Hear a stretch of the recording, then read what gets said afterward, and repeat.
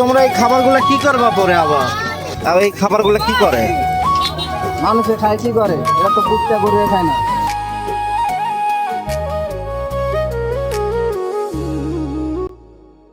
বাংলার বুকে এমন এক মসজিদ যেখানে শুধু মুসলমান নয়, হিন্দুরাও মানত করে, যেখানে 450 বছরের ইতিহাস আজও পাথরে গাঁথা, যেখানে কালো পাথরের দেয়াল ভেদ করে আজও শোনা যায় নামাজ আর বিশ্বাসের প্রতিধ্বনি। বাংলার মাটিতে এমন কিছু স্থান আছে যেখানে ইতিহাস কথা বলে, পাথর নীরবে দোয়া করে, আর শত শত বছর ধরে মানুষের বিশ্বাস এসে মাথা নত করে। আজ আমি আপনাদের নিয়ে যাব বাংলাদেশের উত্তরাঞ্চলের অন্যতম ঐতিহাসিক ও আধ্যাত্মিক স্থানে, নওগাঁ জেলার মান্দা উপজেলার কুসুম্বা গ্রামের অবস্থিত কুসুম্বা মসজিদে, যেটি আপনাদের সকলের পরিচিত। এটি শুধু একটি মসজিদ নয়, এটি বিশ্বাসের মিলনস্থল, ইতিহাসের জীবন্ত দলিল এবং ধর্ম বর্ণ নির্বিশেষে মানুষের কাছে এক পবিত্র আশ্রয়স্থল। মসজিদের দিকে যত এগোচ্ছিলাম ততই মনটা ভরে যাচ্ছিল, আর ইতিহাস যেন কথা বলছিল। আর এই যে সামনে দেখতে পাচ্ছেন, এইটাই হচ্ছে কুসুম্বা মসজিদ। প্রিয় বন্ধুরা, কুসুম্বা মসজিদের একটু ইতিহাস জানা যাক। এর আগে একটু ফেসবুক পেজটা ফলো করে রাখুন, আর ইউটিউব থেকে যারা দেখছেন তারা সাবস্ক্রাইব করে রাখুন, কারণ এরকম ভিডিও শুধু আপনাদের জন্যই আমি তৈরি করে থাকি। ইতিহাস ঘেটে যতটুকু জানতে পেরেছি, কুসুম্বা মসজিদ নির্মিত হয় 1558 থেকে 1559 খ্রিস্টাব্দে, তৎকালীন বাংলার সুলতান গিয়াসউদ্দিন বাহাদুর শাহের শাসনামলে। মসজিদটির নির্মাণ করেন একজন উচ্চপদস্থ শাসক কর্মকর্তা, যার নাম শিলালিপিতে খোদাই করা আছে। এটি সেই সময়ের বাংলার সুলতানি আমলের স্থাপত্যকালের এক অন্যতম উদাহরণ। কুসুম্বা মসজিদকে বলা হয় বাংলার কালো মসজিদ, কারণ এটি সম্পূর্ণ নির্মাণ হয়েছে কালো ব্যাস্টল পাথর দিয়ে। মসজিদের দেয়াল অত্যন্ত পুরু, যেন শতাব্দীর ঝড় ঝাপটা মোকাবেলার জন্যই তৈরি করা হয়েছে।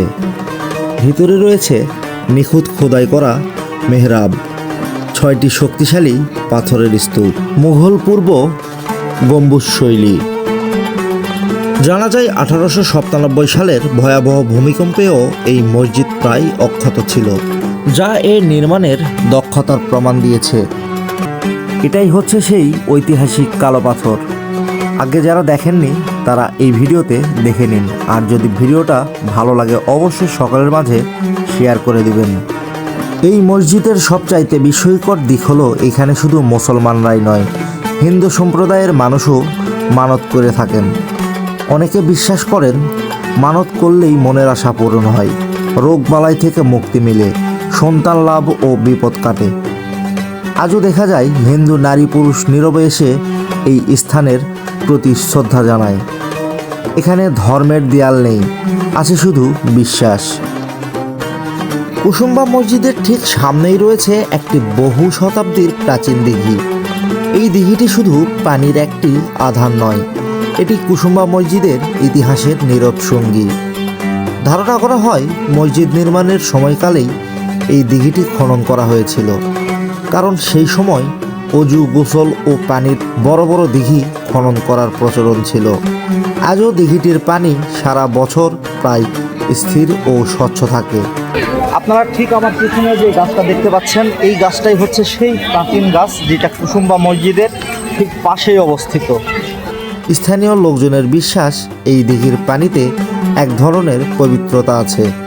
অনেকে দূর দূরান্ত থেকে এসে এই পানিতে হাত মুখ ধুয়ে মসজিদে প্রবেশ করেন।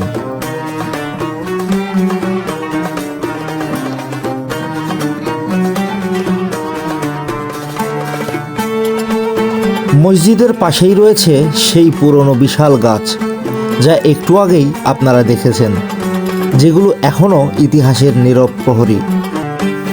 এখানে শুধু সবাই ইবাদত করতে আসে না, কেনাকাটাও করছে, সেই সাথে রান্নাবান্নাও চলছে।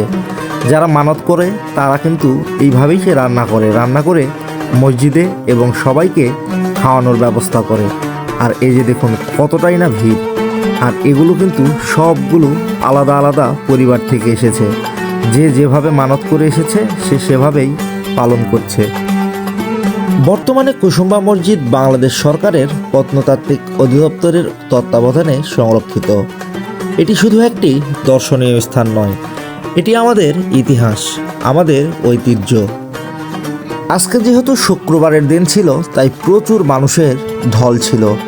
সেই সাথে দেখুন মানুষজন নামাজ পড়ে দোয়া করছে আল্লাহর কাছে। আমি কিন্তু নামাজ পড়ে আগেই বের হয়েছিলাম এই ভিডিওটা করার জন্য। আর সবাই কিন্তু সব জায়গা থেকেই দোয়া করছে, যে যেখানে বসে আছে সেইখান থেকেই তারা দোয়া করছে। এই তোমরা এই খাবারগুলো কি করবা পরে আবার? হ্যাঁ, দোয়া করলেই হবে, দোয়া করলেই দেওয়া যাবে। দোয়া করেন, দোয়া করে দেন। ভিডিওটা যদি কোনো প্রশাসনের কর্মকর্তা দেখে থাকেন, একটু আগে যেই লোকগুলোকে দেখালাম সেই লোকগুলোকে আপনি চিনে রাখবেন, তাহলে আপনার কাজে আসবে। কারণ তারা কিন্তু এখানে কোনো একটা সিন্ডিকেট তৈরি করছে।